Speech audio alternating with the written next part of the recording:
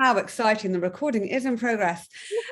So we're just going to be a little bit more formal now while we introduce. I'm Julia Davis of Yoga Teachers Forum. I partner up with Jane Dancey on the Perimenopause 6-week training, and Jane runs the Female Pelvis training as well. Hi, Jane. Hello, Julia.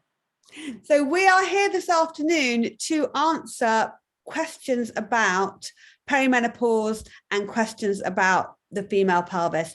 You can choose to ask those questions out loud if you're happy to be part of the recording, and you can also choose to pop them in the chat as well. And we just started by getting an idea of who is with us this afternoon. So thank you. So we've got people from London, from Wigan, from Berkshire. Seems to be reasonably UK focused at the moment, but I know that people have joined us from all over the world, and there was someone from, I think, Belarus who was on IG earlier who said that she would be joining us. So we'll start, before we go and get into any of the questions from you guys. It might be a question we've kind of been asking each other, is why do this? You know, why focus on the female pelvis? Why work with perimenopause? So I'm going to start by posing those two questions to Jane. So maybe start with perimenopause and then we can move to the female pelvis. So perimenopause. It's such an important point in a woman's life, or anyone in a female body. It's a very powerful rites of passage, and what tends to happen in our culture is that it has become very medicalized, pathologized, and there is a lot of fear around perimenopause, and a real lack of knowledge, education, and a lot of quite misleading knowledge out there, or let's not say call it knowledge, information out there on social media. So what I really want is to provide a space where yoga teachers can get some really solid facts, find where they can locate themselves within it, where whatever gender they are, and to be able to pass that on to within their classes, so that they can provide a space that is perimenopause friendly. Yeah, I mean, I totally resonate with you, Jane, as you might imagine. And what I love about what we can do with yoga and perimenopause is that we have a skill set that maintains the autonomy with the person who's experiencing perimenopause.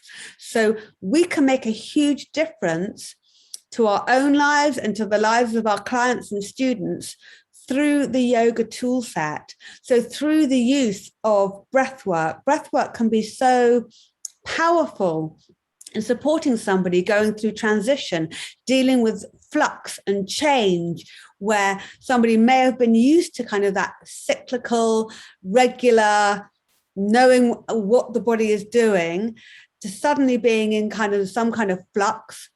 Breathwork can be really grounding and amazing, and we can use breathwork in a very profound and powerful way as yoga teachers. We can use physical movement. I'm sure, Jane, you're going to be talking about this in more detail when we talk about the female pelvis.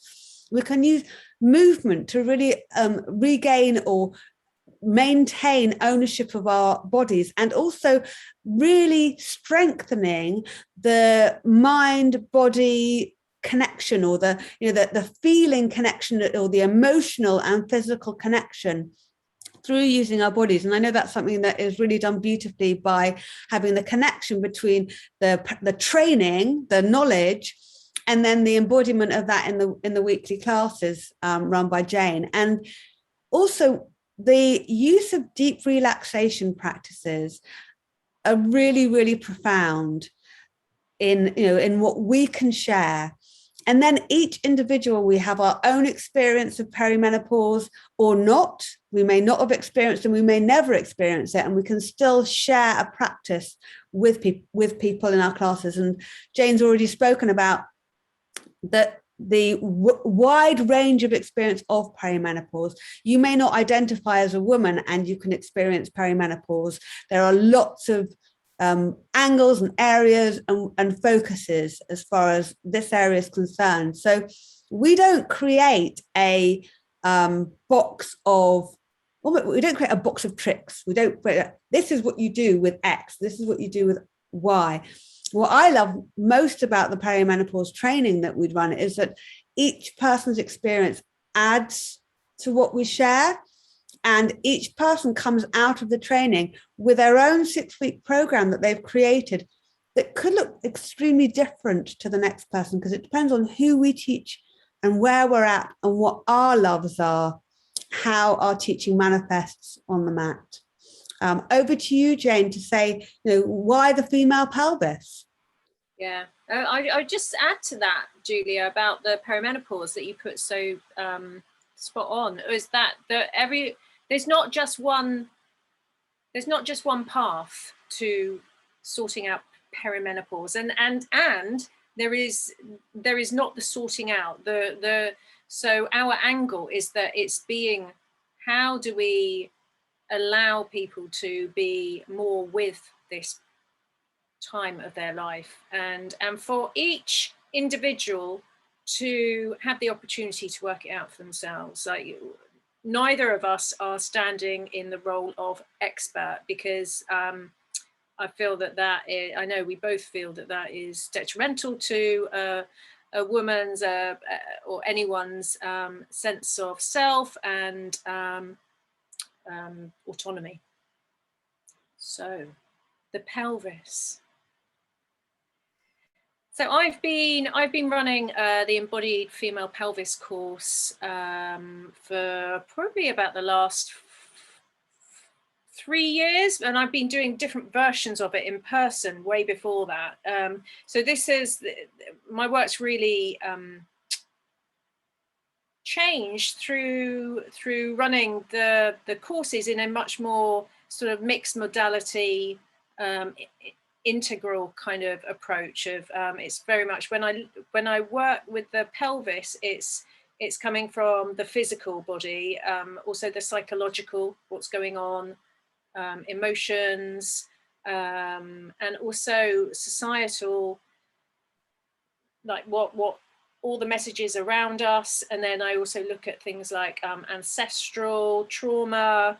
There's a whole host of different layers to work with the female pelvis. It's not just looking at the physical, because that's not helpful. And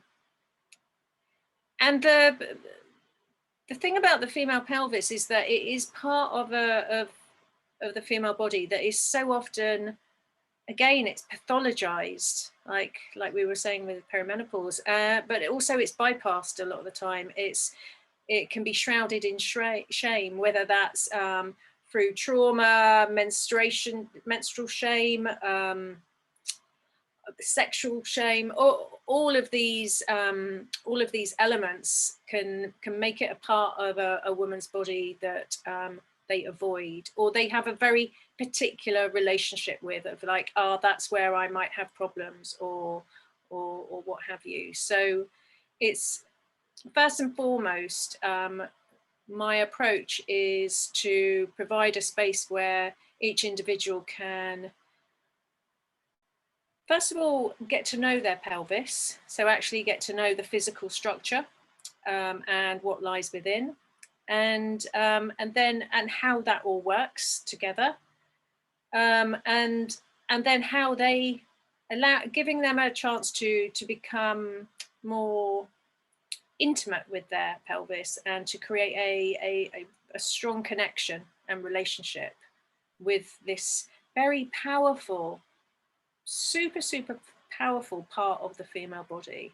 And there's a lot spoken about the female pelvis now, of like how it's linked to power and creativity, and for a lot of women that might seem a little bit esoteric, and also not their experience. Like, especially if someone's had lots of physical problems, they're going to think, what do you mean power, creativity. That's not my experience. So what's useful? Because what we don't want to do is alienate people even further. What's useful is to then come back to the physical and to think about where the pelvis is in the female body and how it works. So it's the connector between the top part of the body and the lower part of the body, and it contains a huge amount of very, very important organs, and it's the connected to the balance of the body, the vestibular system, and it's really it's so much to do with like the feet and the legs, and then everything that goes above. So it is from a physical perspective, it's hugely important. So sometimes that's a really good place to begin with. Yeah, thank you, Jane. There's so much in that. And it's interesting that my eyes kind of skirted across to look at the questions that are coming through. And there's someone who said that they're eager to help a client with a prolapsed uterus. And we can look at that from a perimenopause perspective, and we can look at that from a female pelvis perspective as well. So, Jane, would you like to talk to it from a pelvis perspective, and then maybe I'll talk to it from a perimenopause perspective? So, one thing that I find with my clients, and also it was my own experience as well, is that people bring their attention to their pelvis usually when there's a problem. It's like, oh my God, something's not working. Oh, hello, here's my pelvis. That's why I'm really my first port of call is about connection and relationship and getting to know this part of the body. So if you do have someone with a prolapse, first of all, giving that person a chance to really connect into that part of the body. What does that part of the body mean to them?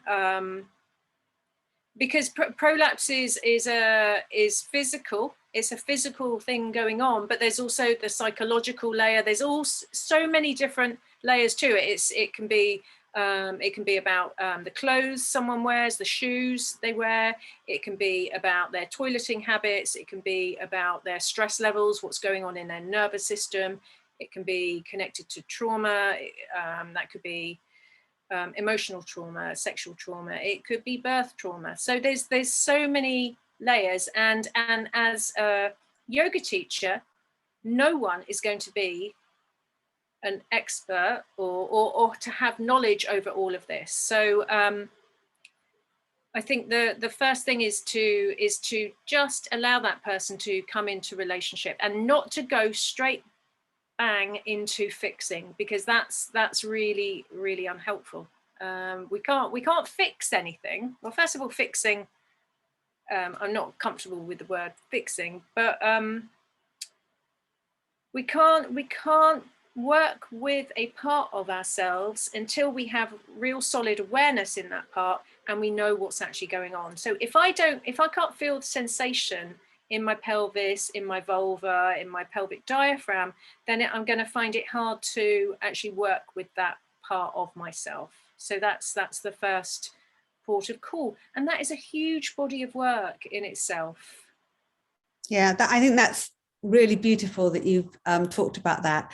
And clearly we can have issues happening that are connected to the female pelvis throughout the reproductive years and afterwards. And when we look at perimenopause, often there's the anger and the resentment and the I wish I had comes into things when people kind of come to perimenopause unawares because something big comes up.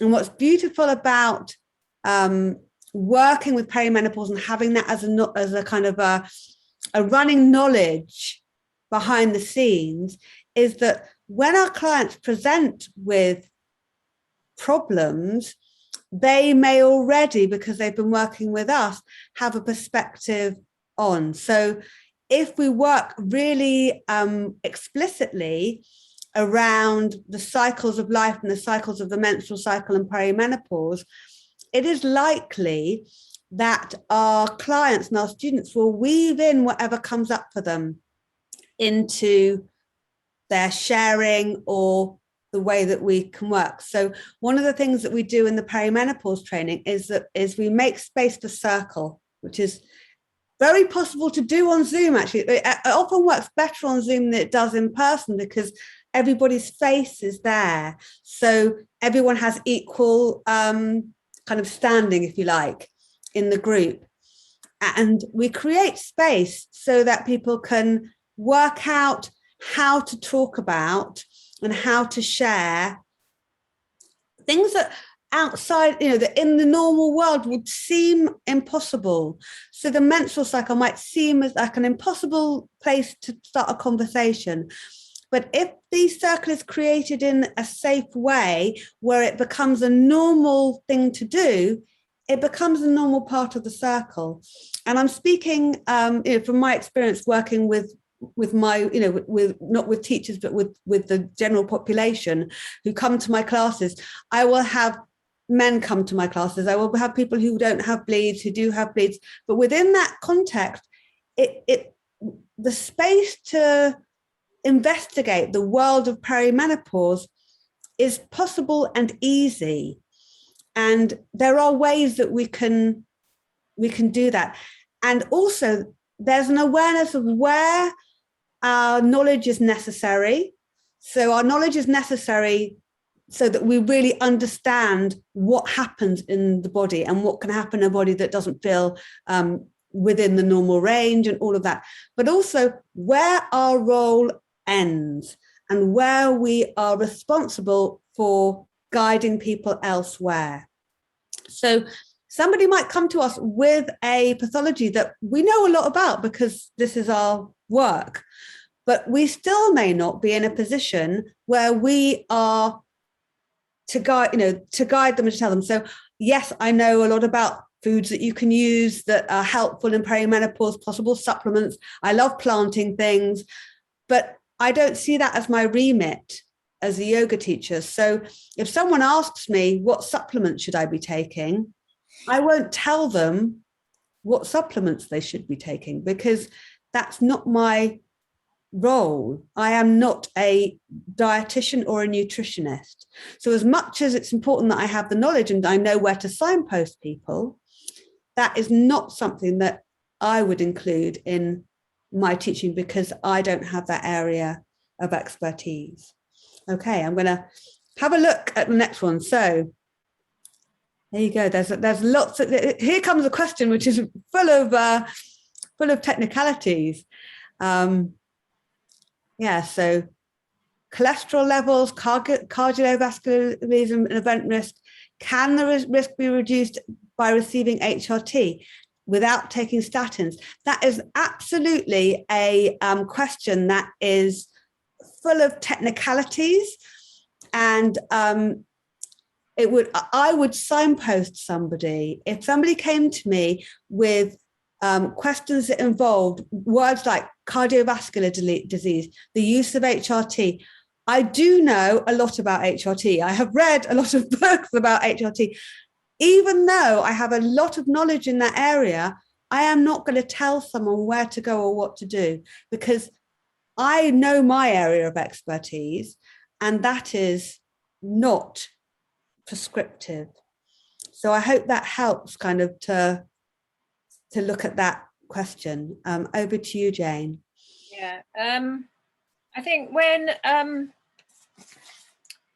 someone comes with a dilemma or a question and it involves pharmaceutical drugs, that's a definite place that I would not go to because I don't know how something will react with a pharmaceutical drug. I'm not a medical doctor, but also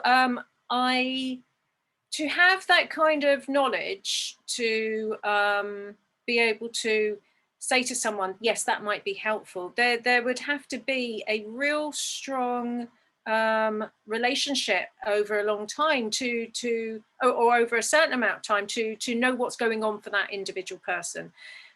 The thing is that every single female body woman who comes into your space will be unique, yeah, because we are all a living cocktail of our own cycles and hormones, and they're constantly going up and down. Yeah, so my hormones are going up and down. Then I've got all the stuff going on in my life that's kind of making them influence them as well. There's my own nervous system. There's my own history, my own medical history, my own trauma history.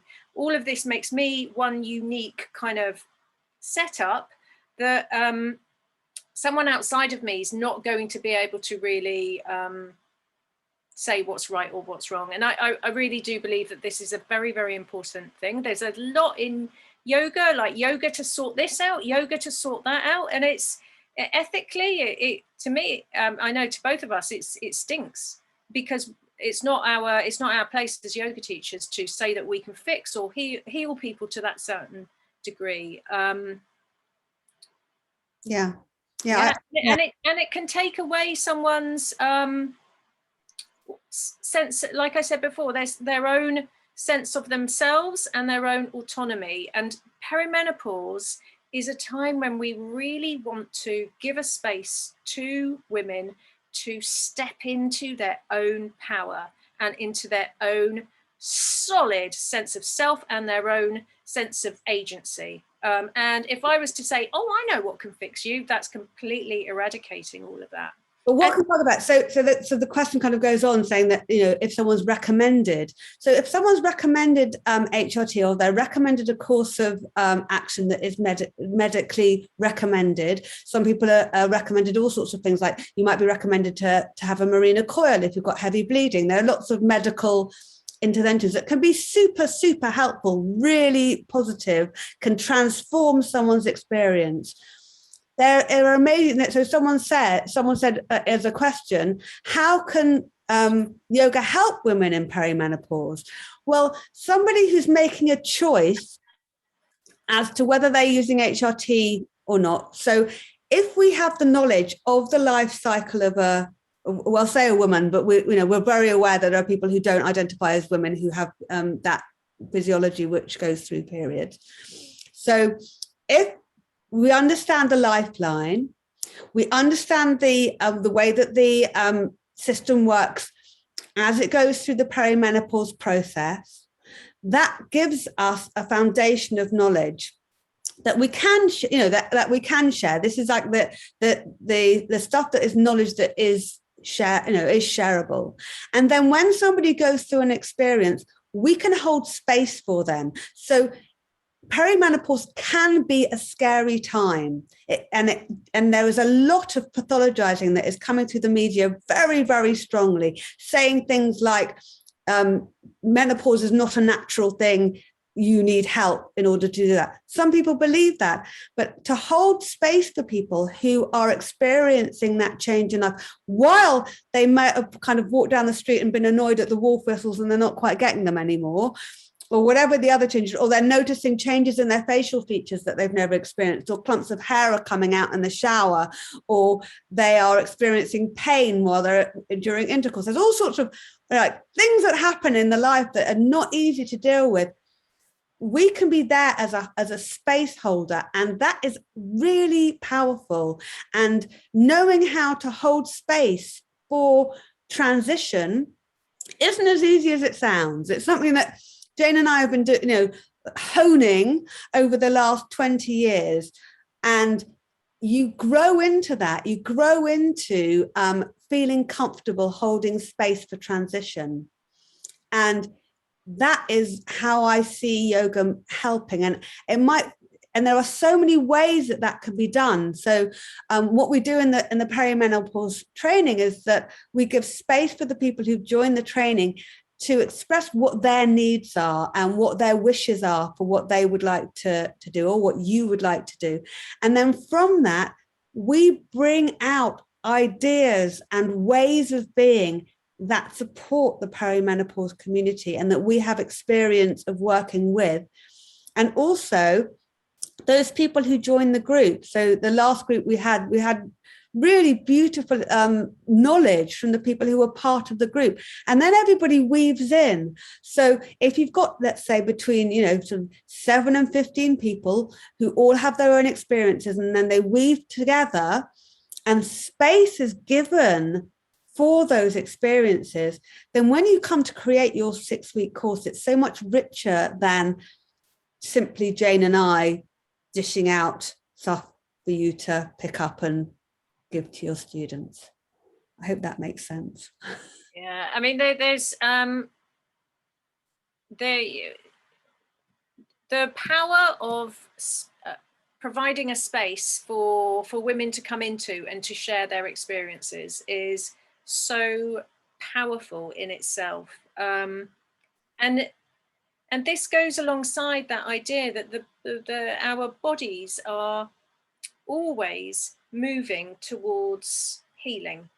And what I mean by that, I don't mean that in like a sort of esoteric way. I mean, you can take it like that, but also that way of like, if I cut myself, 9 times out of 10, my finger will heal itself. We're always moving toward in that direction. And I know both of us really believe that by providing a supportive, safe space where these issues can be talked about, and it's the same with the female pelvis, providing a space for women to talk about prolapse, incontinence, painful sex, lack of libido. All of this is deeply transformative in itself. Yeah, and also when those issues come up, if it's there are practices that are well within our remit that can support those changes. So once somebody feels safe and confident to be with what they're, maybe express the challenges that they're facing, then we can be quite explicit about things that can be helpful for dealing with that. Someone just mentioned in the chat about a circle of girlfriends together talking about perimenopause and the fear that arises. So fear is something that can be worked with beautifully within the context of a yoga class, and it can even be the theme of a session. Let's work with fear and perimenopause. What does that look like? What poetry? I mean, I love poetry. What poetry can you bring in to that? Then we can talk about the breath and how the breath can work with that, relaxation practices. Then that's where being trauma informed can come into things, because fear is vigilance, or vigilance can work with fear. So if we're fearful, we want to have our eyes open. We want to know where we are in the room. We want to know who's in the room with us. Is there confidentiality in place? All of those things, sitting around the table with friends, there might be a fear around coming up, talking about perimenopause. If there's a space where that is allowed, then so much amazing work can take place. And when people come to perimenopause, there's a whole level of consciousness that can come through our lives. So we might be very, very physically fit and strong as we come into perimenopause, but we may not at that stage have made a strong connection between our emotional well-being and our physical well-being, or we may have experienced miscarriage or loss, or also, that there's going to be a lot of stuff that's going to have gone on. Somebody who approaches perimenopause early at 35 will still have a back history. So what we can do about that kind of the whole back history, if we've been denying our periods for however long, or whatever the situation might have been, this is a point of time which we are gifted to maybe look at things if we choose to. So it can be really, really powerful. So, and to add to that, like with the idea of the fear that arises, like there's one thing about normalizing that fear, and there's also about allowing that fear to land in a space where it can it can be reduced. Like a lot of fear comes from a lack of knowledge, or reading things that just bring the fear up to a much higher level than it needs to be. And one of the very important things is, like, we're talking about all of these things about, you know, we're mentioning birth trauma, miscarriage, sexuality, prolapse, all of this. All of these things arise within a woman's life, and all of this can come back around that time of perimenopause. So if there's been issues earlier on in life, they can kind of reappear. One of the really useful things to think about, and this is what we bring into the training, is for you as a yoga teacher to really see how comfortable you are with these subjects. So I would only talk about something if I'm really comfortable with. So I will talk about sexuality because I'm comfortable talking about it. I'll talk about the breasts. I'm comfortable talking about the breasts. I'll talk about the pelvis, the vulva, the vagina, because I'm okay with talking about it. So part of this thing is like working out, like, what's okay for you as an individual, where are there aspects in your own life and your body where perhaps it would be worth you doing a little bit of work around, so that you can then show up for other women to be with that. Because if someone comes in, and if I would find it hard to talk about miscarriage, then it would be really hard for me to, I would not be able to successfully hold space for someone in that way. So this is part of the training, is for all of you to work out, well, how am I with these things? And you know, I think all of us have our shadowy parts of aspects of our bodies and our history that are still cloaked in that shadow. Yeah, thank you, Jane. And I think it's interesting at this point, because people have talked about kind of experience of groups of women and being able to talk about things, that Jane and I have made a very conscious decision to run this training as a partnership, so that we can give each other breathing space and moments to pause and have a drink of water. Particularly because we're looking at perimenopause, which is a time where, you know, there's pause in the title, there's pause in the, you know, there's a reason why there's pause there, because sometimes we need to take a breath, and sometimes there's brain fog, and there's that kind of thing going on. So the training is about learning a little bit more how to be held. Because we've chosen to be yoga teachers, we're space holders, we're natural space holders, we're people who hold other people. And often people who hold other people find that they hold an awful lot of other people. So we're holding people in our yoga classes, we're holding people at home, we're holding people in other places. How does that work when perimenopause is occurring, when there's possibly a greater need for space to look after self, at a time where many people are juggling looking after everybody else? So that's something that we look at, and there's a reason why the two of us look at it together. Yeah. And we'll have a little scroll through. Yeah, are there any questions, like from what Julia and I have been talking about? Anything that comes to mind? This is an opportunity to air those, and also to remember that you might have a question or a query, and you might be thinking, oh, that's a bit that might seem a bit silly. If you've got that question in your head, there's bound to be other people, and no question is silly in our minds. So any kind of thing that you want to ask about these subjects, or about doing a teacher training in them, please do pop them in the chat. Yeah. Just on that, somebody's mentioned here we go. Lots of people are part of exactly. A lot of people are part of a sandwich where they've got children at home and they're caring for elderly relatives. I think it can be really helpful to have, themes like that can run through our yoga teaching. How does it feel? We can talk about the elder, the crone. The crone can be a really beautiful archetype to work with, not only because there's that movement into cronedom that comes. I know some people hate the word crone because of what it brings up. I'm using the word crone because for me, the word crone is like awesome and amazing. And it brings to mind elders in the community like Liz Koch or like Umudin's Watuli is coming into her cronedom, or like I'm trying to think of all the other people who are in there. Collins. Exactly.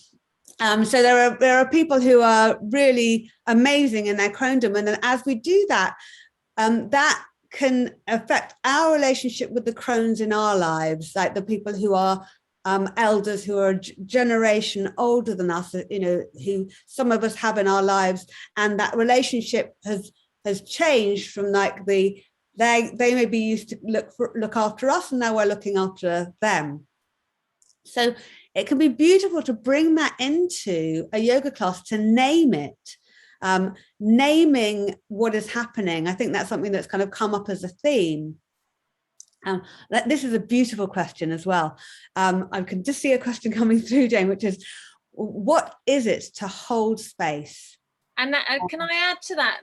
Yeah. Really appreciate you asking that question. And it's not a silly question. It's a fantastic question. Yeah, it is. It is. Do you want to speak to it and then I'll speak to it? Yeah.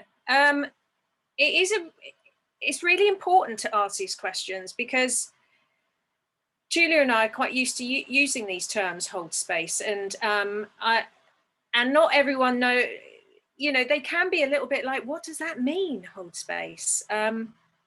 So holding space is providing a space, it could be in person or online, which has a strong container. And what I mean by container is that there is thought about consent, so that every person knows that it's their choice of what they want to do, and there's also confidentiality, and any other guidelines that individual wants to put within that space. Each space holder will have their own version of it, and that it's different to other space. It's not like meeting up in a like, for example, in a book club meeting with people coming together, or meeting up with friends at the pub or something like that. This is a particular way of coming together. There isn't lots of chit chat. There might be a time for chit chat, but there'll be some kind of structure, perhaps. There'll be a checking in, like, how are you? What's going on for you? And everything will have purpose, and will have a specific timing to it. It might be that a circle just runs where one person says something or another person says something, or it might be really timed, like each person checks in for maybe 3 minutes, then they do a round of something else, then they have and when I say round, it might be like there might be a theme, so people talk about that. So it's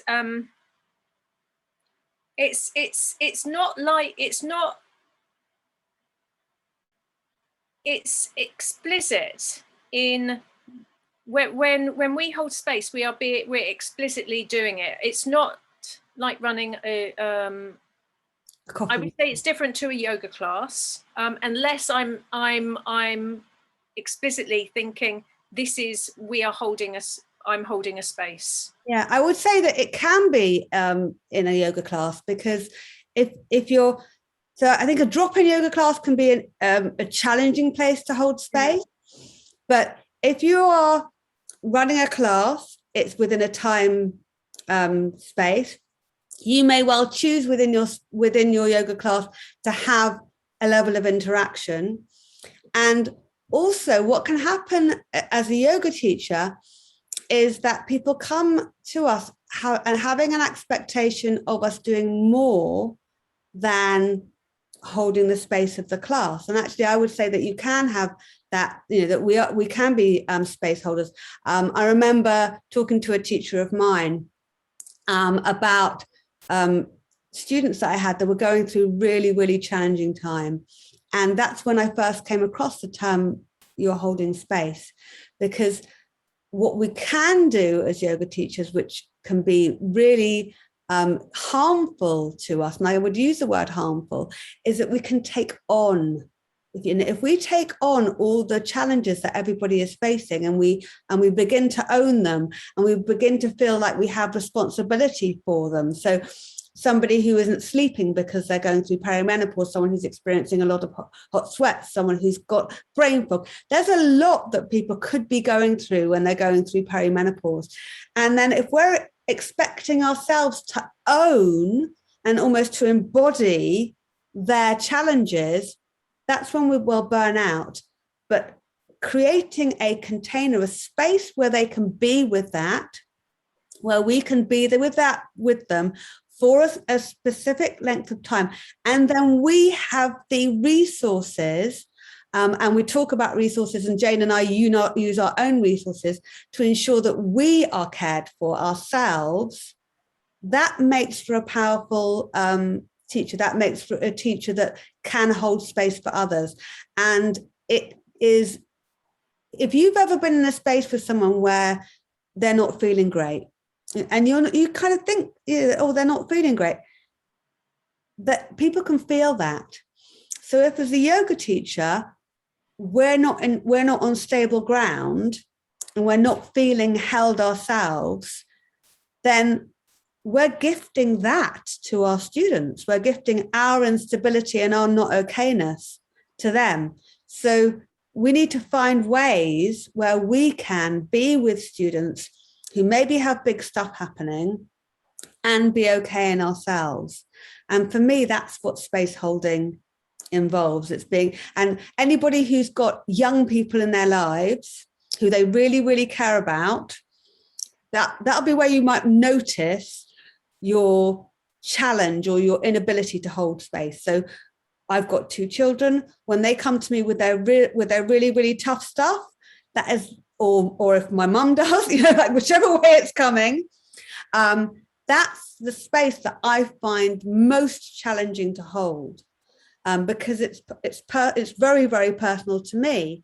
And also it can happen with a client relationship. So if somebody comes to us and they have something really big going on, and maybe they've been our client for a long time, and we get to a point where we can't hold that space for them, maybe they've even been a one-to-one client with us, that's when we pass them over to somebody else who can. So any time that we feel that our space holding capacity has been affected, we need to find ways to resources ourselves, or we need to know when to refer things on. So for instance, if we experience loss ourselves, loss can be a huge challenge for someone to deal with, the loss of somebody close to a close family member. That might be a time to step out of teaching entirely for 4 weeks to just recalibrate. And it's really helpful to know when that might be. Okay. Is there any other questions coming up as we're coming up to 47 minutes past? You go, holding the container of the hour session that we're running today. I'm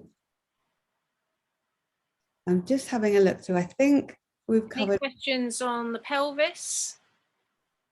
There was one person who asked specifically about the pelvis in perimenopause. Yeah. Okay. So the connection between the pelvis and the perimenopause, well, the perimenopause is a rites of passage. And so this is where I would start with it, because there are lots of connections. But perimenopause is a powerful rites of passage, one of various that each woman, female body goes through: menstruation, pregnancy, childbirth, perimenopause, etc. And all of these are very, very intimately linked to the pelvis. It's actually the pelvis is sort of the temple of it, because it's perimenopause is when the cycle of the menstrual cycle comes to an end, and the fertile years are no longer. So this is very much within the pelvis. Also physically, all kinds of things start to change within the pelvis with aging, just like my face changes, my skin changes. There's like the thinning of the vaginal tissues. There's the like how the elimination organs, the bladder and the bowel can start to change, and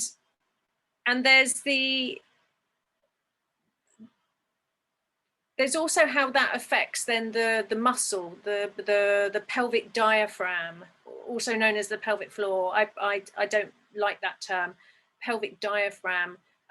Everything starts to become different, and so it's a really useful time to look at the pelvis, because also if there has been pelvic issues earlier on in life that maybe are slightly unresolved, so then maybe there had been a prolapse, or there was some incontinence, or whatever, they can arise once again in the perimenopause, because it's a time of change. And like every time of change, just like the premenstrual part of the menstrual cycle, there is a vulnerability. So there's a sort of a shifting and a vulnerability. So it's a real useful time to become more intimate and connected to the pelvis.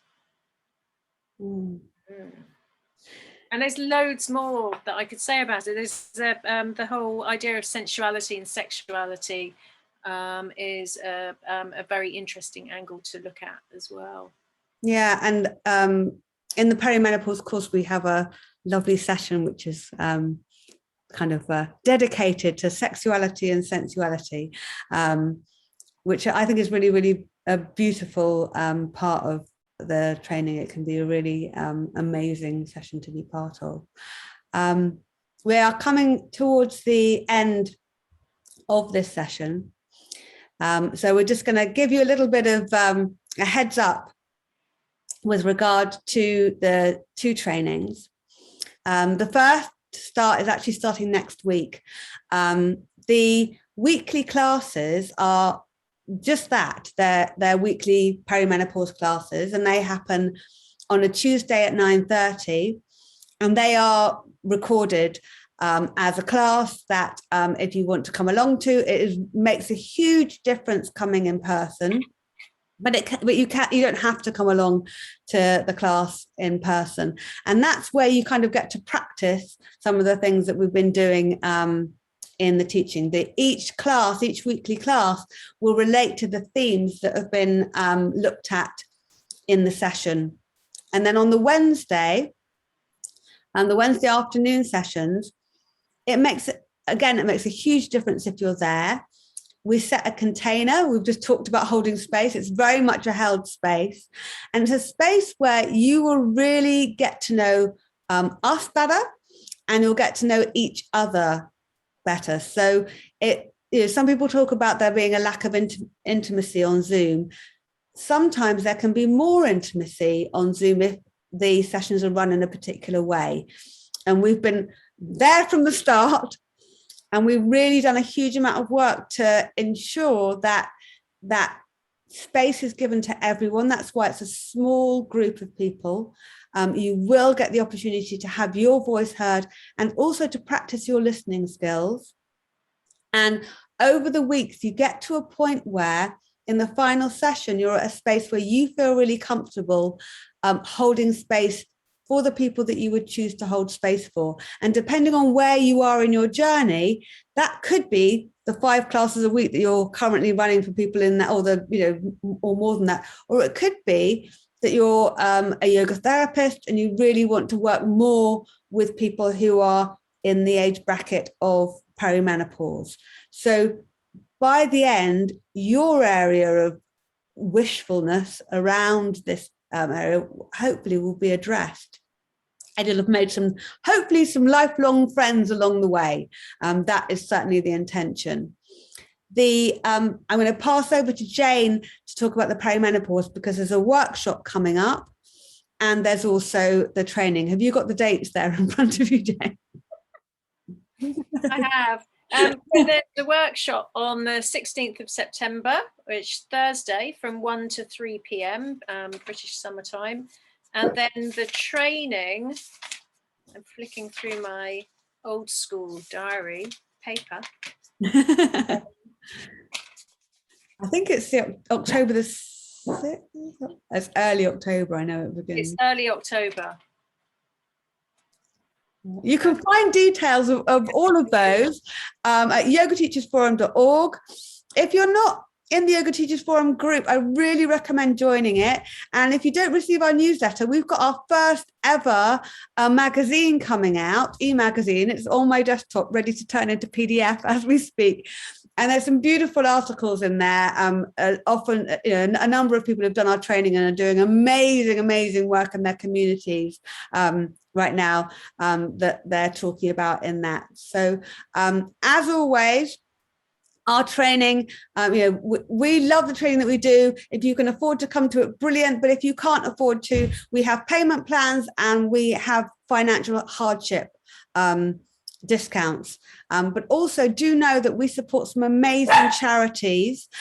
We tend to support the Bloody Good Period. It went out of my head. With the perimenopause training. I love Bloody Good Period. I love the name Bloody Good Period. I love the work that they do. They've been doing specific support work with people in Afghanistan, I know recently, as well as lots of UK projects too. So if you love the idea of supporting that charity, then that will be brilliant too. Any questions that you have, you can contact info@yogateachersforum.org. That's me. So do feel free to contact me on that email address and ask any direct questions. And you can also contact Jane directly as well. And the workshop, the 2-hour pelvis workshop, that is something that's recorded. So that's, the longer courses are much more held spaces where you get the opportunity to really, really interact. The shorter, the 2 hours, is often something that it was lovely for you to come in person. We always prefer that, but that would be recorded. So if you couldn't make the actual time, you could come along later. I'd like to, first of all, thank you, Jane, for joining us this afternoon. I really love our conversations. And thank you to everybody who's contributed to this afternoon's session. We will go back and look at the Facebook Lives, and if we've got any questions on IG as well, we'll intend to look at those later. But it makes a huge difference to us to be seeing real people and to be interacting with you and hearing your questions in real time. Right. And like Julia said, if anyone's got any questions regarding the pelvis, either workshop or teacher training, you can email me at jane@janedancey.com or get in contact with me on Facebook or Instagram. Great. Okay, I'm going to unlive us from Facebook. Yay, we're off Facebook, and I'm going to stop the recording.